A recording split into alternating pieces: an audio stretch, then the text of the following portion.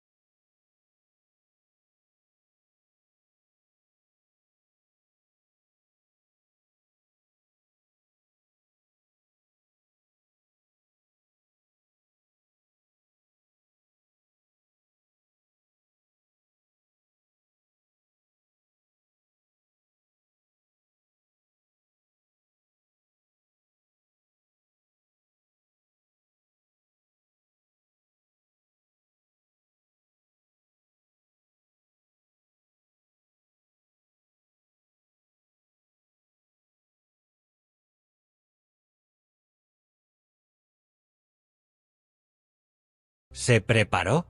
¿Escribió? Hay teólogos que creen que en esos años comenzó a ordenar sus ideas, a dar forma a su teología, a reflexionar sobre lo vivido en el desierto. Otros sostienen que fue una especie de prueba, un exilio necesario, como Moisés en Madián o Elías en la cueva. Lo que sí sabemos es que, cuando volvió a aparecer, lo hizo con una fuerza arrolladora. Fue en Antioquía, ciudad clave del cristianismo primitivo, donde comenzó la misión que lo cambiaría todo. Allí, junto a Bernabé, fue enviado a predicar a los gentiles. Y así se inició el primer viaje misionero. Desde Chipre hasta Asia Menor, desde Listra hasta Derbe, Pablo habló en plazas, sinagogas y casas humildes. Enfrentó burlas, palizas, prisiones, incluso intentos de lapidación. Pero no se detuvo. Porque en lo profundo de su ser ardía algo que ninguna oposición podía extinguir, el amor por Cristo que lo había llamado por su nombre en el camino de Damasco. Y fue en ese amor donde encontró su identidad. Ya no era Saulo, el fariseo. Ya no era el perseguidor. Era Pablo, apóstol no por hombres, sino por voluntad divina. El mundo del siglo I no era gentil con los que se atrevían a contradecir las estructuras religiosas y sociales del imperio. Y Pablo lo sabía. Pero lo que no sabía era que su nombre se convertiría, con el tiempo, en el más pronunciado entre los que siguieron al Cristo resucitado. Tras la misión en Antioquía, que lo posicionó como predicador entre los gentiles, Pablo comenzó una serie de viajes que no solo extenderían el cristianismo por el Mediterráneo, sino que marcarían su destino y el de toda la cristiandad. Estos viajes misioneros, recogidos en parte en los Hechos de los Apóstoles y confirmados en sus propias cartas, fueron auténticas travesías místicas y humanas, llenas de desafíos, peligros, revelaciones y conflictos. Pablo no era un predicador cualquiera. No se contentaba con repetir enseñanzas de otros. Su forma de entender a Cristo era profundamente radical, íntima, única. Defendía que la fe, no la ley mosaica, era el camino hacia la salvación. Que no había distinción entre judíos y griegos, hombres y mujeres, esclavos y libres. Todos, decía, eran uno en Cristo Jesús. Esa afirmación, que hoy damos por sentada, fue revolucionaria. Tan revolucionaria que le trajo enemigos no solo fuera, sino dentro de la Iglesia. En Jerusalén, muchos cristianos judíos veían con recelo su apertura hacia los paganos. Algunos le reprochaban no exigir la circuncisión. Otros sospechaban que estaba creando una nueva religión. La tensión llegó a tal punto que se organizó un concilio, el Concilio de Jerusalén, para decidir si los gentiles conversos debían o no cumplir la ley mosaica. Pablo fue allí con Bernabé. Expuso su experiencia. Habló de los frutos de su misión, de los milagros, de las conversiones sinceras, de cómo el Espíritu Santo descendía sobre quienes ni siquiera conocían la Torá. Pedro, que ya había vivido una experiencia similar con el centurión Cornelio, le dio la razón. Santiago, líder de la comunidad de Jerusalén, también lo apoyó con una fórmula intermedia. Y así, por primera vez, la Iglesia tomó una decisión doctrinal sin basarse en la ley, sino en el Espíritu. Fue un momento crucial. Y Pablo lo supo. A partir de ahí, se multiplicaron sus cartas. A los tesalonicenses, a los corintios, a los gálatas, a los romanos. Cada una de ellas no solo respondía a necesidades concretas de comunidades reales, sino que trazaba, de manera brillante y profética, los pilares de la teología cristiana.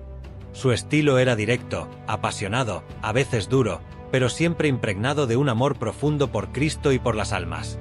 No escribía desde la comodidad, sino desde la persecución, desde la urgencia, desde la cárcel, incluso, porque muchas de sus cartas fueron redactadas mientras estaba encadenado, vigilado, aislado.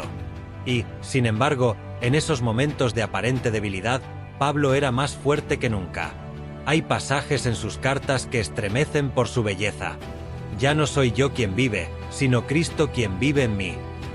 Nada podrá separarnos del amor de Dios manifestado en Cristo Jesús.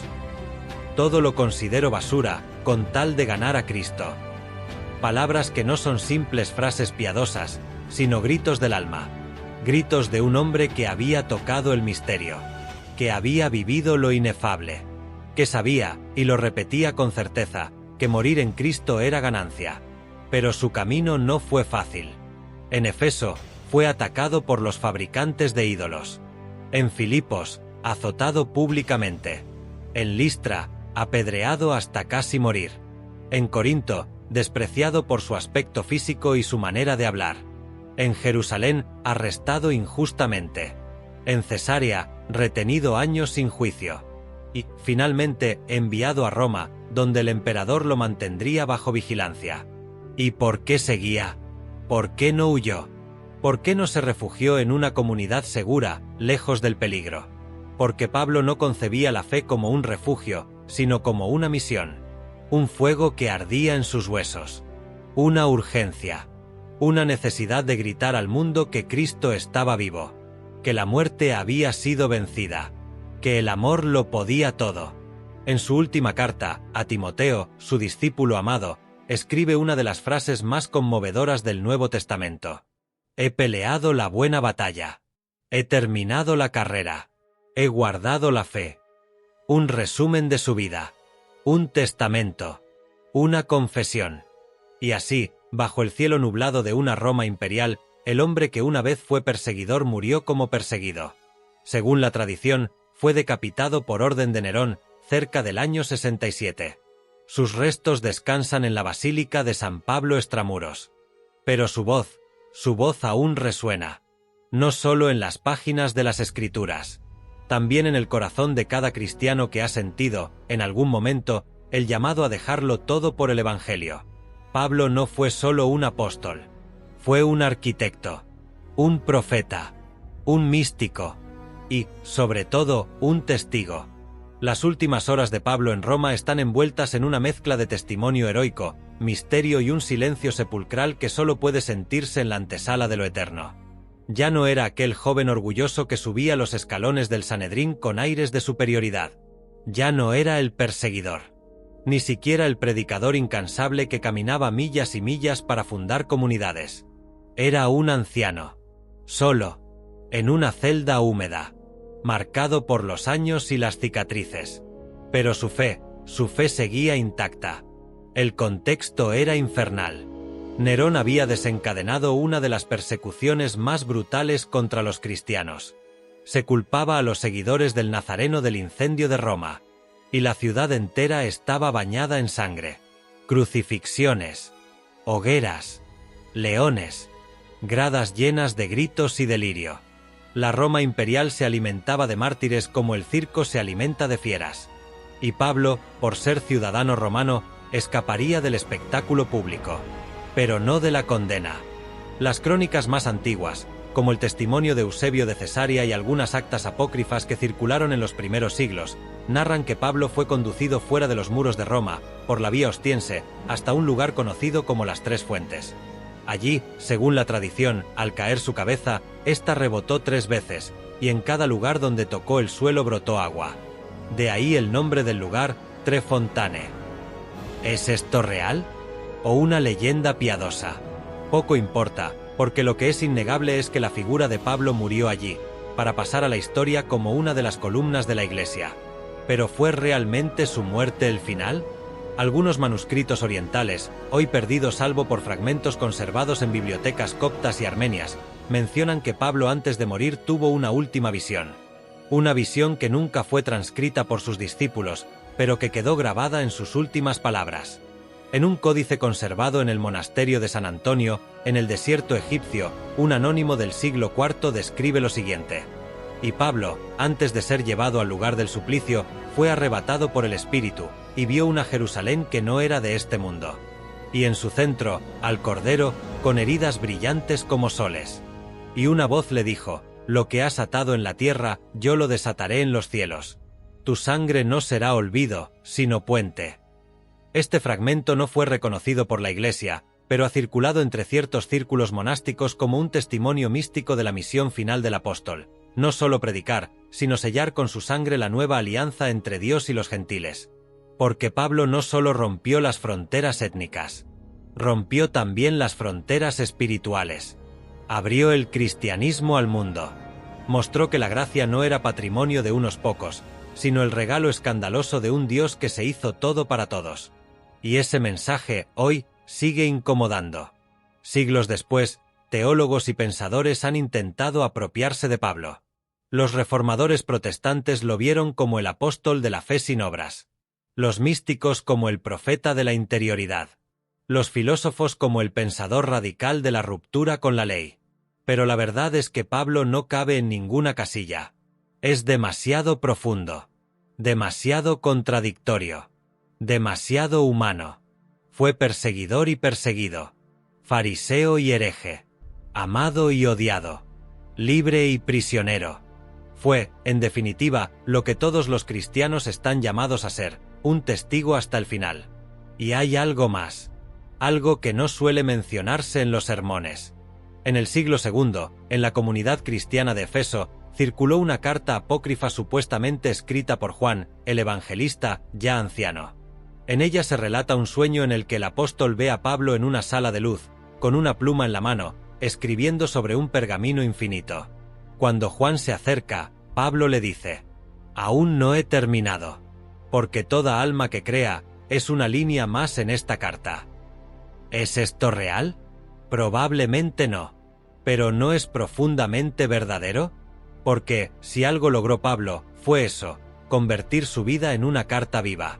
En un mensaje que sigue escribiéndose en cada converso, en cada mártir, en cada cristiano que, como él, cae del caballo de su ego y abre los ojos al rostro de Cristo. Pablo no es solo historia. Es testimonio. Es conversión. Es fuego. Y por eso, tantos siglos después, seguimos preguntándonos, ¿cómo alguien tan opuesto a Jesús pudo convertirse en su mayor testigo? Cuando se habla de San Pablo, a menudo se hace desde el púlpito o desde los libros sagrados. Pero lo que rara vez se explora es el impacto político y geoespiritual que tuvo su figura en el desarrollo de la civilización occidental. Y aquí es donde comienza el verdadero misterio. porque Pablo no solo transformó almas, transformó imperios.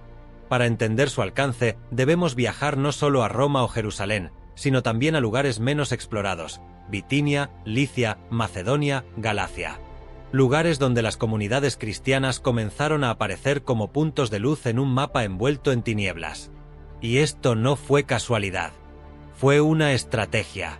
Pablo entendía como nadie el poder de la palabra. No solo predicaba, fundaba, escribía, estructuraba. Fue el primer gran arquitecto de la Iglesia. Sin él, el cristianismo se habría quedado como un movimiento mesiánico judío más, perdido entre muchos otros del primer siglo. Los expertos en historia de las religiones lo tienen claro: Pablo es el verdadero fundador del cristianismo como religión universal. Y esto, para algunos, le ha convertido en una figura incómoda. Demasiado grande. Demasiado decisiva. Durante el Concilio de Nicea, en el año 325, uno de los debates más acalorados no fue solo sobre la divinidad de Cristo, sino sobre qué epístolas paulinas debían considerarse inspiradas. Hubo obispos que desconfiaban de Pablo. Decían que sus cartas eran demasiado humanas, demasiado polémicas, demasiado cargadas de una visión personal. Pero finalmente fueron aceptadas, en parte por la fuerza que ya tenían entre las comunidades. Era imposible silenciarlo. Su voz resonaba más fuerte que nunca. ¿Y cómo logró todo esto un hombre solo? Aquí entra una parte de la historia poco conocida. En 1947, en las cuevas de Qumrán, donde se hallaron los famosos manuscritos del Mar Muerto, se encontró un fragmento que los arqueólogos clasificaron como no relacionado con la comunidad esenia. Era distinto. Contenía términos griegos entre frases en arameo. Entre ellos, un nombre: Saúl de Tarsos. Este fragmento, que hoy se conserva bajo secreto en el Museo Rockefeller de Jerusalén, menciona a un hombre que cambió las rutas de los sabios y habló con fuego desde las ciudades de los gentiles. Algunos expertos creen que fue una referencia indirecta a Pablo. Otros lo niegan rotundamente. Pero el hecho de que su nombre aparezca en un texto de esa época, en una región donde él mismo afirmaba no haber estado, ha provocado más preguntas que respuestas. ¿Y si Pablo tuvo discípulos que viajaron más lejos de lo que pensamos? ¿Y si su palabra se expandió incluso antes de que el canon se cerrara? Lo cierto es que, ya en el siglo II, había comunidades paulinas en lugares tan remotos como Hispania. Incluso algunos escritos de la Iglesia primitiva afirman que Pablo llegó hasta Tarragona, en el noreste de la península ibérica. La Basílica Paleocristiana de Cencelles, cerca de esa región, conserva mosaicos de los siglos III y IV que, según ciertos estudios, muestran no solo a Cristo, sino a una figura con pergaminos, barba corta y una túnica griega: Pablo. Pero lo más sorprendente es una inscripción hallada en 1956 durante excavaciones clandestinas cerca de la actual Cartagena. En una piedra sepulcral reutilizada, se leía: «Aquí pasó la palabra, y los hombres abandonaron sus ídolos». Nada más. Ni fecha. Ni nombre. Pero los arqueólogos que trabajaron en secreto durante el franquismo, pues era un hallazgo incómodo para la versión oficial, afirmaban que la datación de la piedra coincidía con mediados del siglo I. ¿Estuvo Pablo realmente en Hispania? ¿Cumplió su deseo de ir hasta los confines del mundo, como él mismo escribió en su carta a los romanos? No lo sabemos con certeza, pero el eco de su presencia permanece. Y es aquí donde entra una dimensión aún más intrigante: la visión espiritual de Pablo. Muchos creen que su conversión fue un suceso único. Pero hay registros en textos místicos posteriores que insinúan que Pablo tuvo más visiones. Que, incluso durante sus años de cárcel, recibía revelaciones. En la epístola a los Gálatas, él mismo dice: «No lo recibí de hombre, ni me lo enseñaron, sino por revelación de Jesucristo». ¿Qué vio exactamente Pablo en esas visiones? El teólogo Orígenes, en el siglo III, afirmaba que las epístolas son dictados celestiales en envoltorio humano. Y en algunos monasterios griegos del monte Athos se conservan códices que representan a Pablo en éxtasis, rodeado de luz, con palabras flotando en torno a él como espadas de fuego. ¿Fue realmente solo un misionero? ¿O fue, en cierto modo, un visionario? Sea como fuere, el impacto de San Pablo supera cualquier explicación lógica. Porque no se limitó a predicar, reescribió la manera de entender a Dios. Nos enseñó que no somos esclavos de la ley, sino hijos de la gracia. Que no hay judío ni griego, ni hombre ni mujer, ni libre ni esclavo, todos somos uno en Cristo. Y ese mensaje, aún hoy, sigue resonando como una profecía viva, como una llama que no se apaga. Pablo no fundó templos de piedra, fundó templos en las almas. Y por eso, sigue vivo. El eco de San Pablo no se detuvo con su muerte. De hecho, si hay algo que lo convierte en una figura aún más desconcertante es que sus cartas, sus palabras y sus visiones siguieron influyendo siglos después, incluso fuera del cristianismo. Los documentos gnósticos de Nag Hammadi, descubiertos en 1945 en Egipto, mencionan a un apóstol de la luz que conoció los cielos sin haber sido llamado por el templo. Algunos estudiosos como Jan Giraud y Theodor Krauss plantearon que esa descripción críptica, por su tono, por sus símbolos, por su insistencia en la revelación directa, podría estar aludiendo a Pablo. Y esto inquieta, porque significaría que su influencia traspasó fronteras doctrinales, llegando incluso a alimentar corrientes consideradas heréticas. Pero vayamos al final de su vida, a esa figura que, ya anciana, encarcelada en Roma, seguía escribiendo epístolas como si el mundo aún le escuchara. Y lo hacía. En el año 64, el emperador Nerón desató una persecución brutal contra los cristianos tras el incendio de Roma. Pablo, que ya estaba en la capital, fue arrestado. Las crónicas no oficiales del siglo II, como los Hechos de Pablo y Tecla, aunque considerados apócrifos, narran que el apóstol no tembló ni un segundo. Sabía que su hora llegaba. El relato más sólido proviene de la Passio Pauli, un texto antiquísimo que se conserva fragmentariamente en una biblioteca de Avellino, Italia. En él se describe la escena con un detalle estremecedor. Cuando lo llevaron al lugar de su martirio, Pablo pidió 3 cosas: que le permitieran rezar de cara al este, que lo dejaran desatar su túnica y que se le concediese silencio. Y cuando cayó el filo de la espada, una luz surgió de su cuello cortado, y muchos cayeron al suelo. ¿Leyenda? ¿Hagiografía? Tal vez. Pero lo cierto es que en el año 2002, durante unas obras subterráneas en la Basílica de San Pablo Extramuros, se descubrió una inscripción en latín que no se conocía hasta entonces: Paulus Apostolus, Lumen Gentium, Pablo Apóstol, Luz de las Naciones. ¿Sabías que esa inscripción no aparece en los planos originales de la Basílica ni en las restauraciones de los siglos anteriores? Fue como si hubiera estado, esperando ser descubierta. El Vaticano confirmó su autenticidad. Y el Papa Benedicto XVI, en una homilía especial, dijo: Pablo no solo vio a Cristo, Pablo fue visto por Cristo. Y eso le bastó para cambiar al mundo. Pero aquí viene la parte más asombrosa y a la vez la más inquietante. Un hallazgo que pocos conocen. En 2010, un grupo de arqueólogos dirigido por la profesora italiana Chiara Bolzani encontró, en una cripta adyacente a la tumba tradicional de Pablo, un relicario sellado. Estaba enterrado bajo 3 capas de mármol y plomo, protegido con una inscripción en griego que decía: no toques. Cuando finalmente lo abrieron, hallaron un pergamino, extraordinariamente conservado, que no está registrado en ningún códice paulino conocido. En él, escrito en griego koiné y latín vulgar mezclado, se leía: he visto lo que no debía, y lo he callado para no condenar a los débiles. Pero quien lea esto, que sepa, él volverá. No como hombre, sino como palabra. ¿Fue esto una revelación? ¿Una visión? ¿Un mensaje para una generación futura? El texto, hoy resguardado bajo máxima confidencialidad en los archivos vaticanos, ha sido objeto de estudio solo para un círculo muy reducido. Pero el cardenal Gherardi, uno de los filólogos que accedió al texto, declaró de forma anónima a un periodista italiano en 2017: no podemos confirmar que sea de Pablo.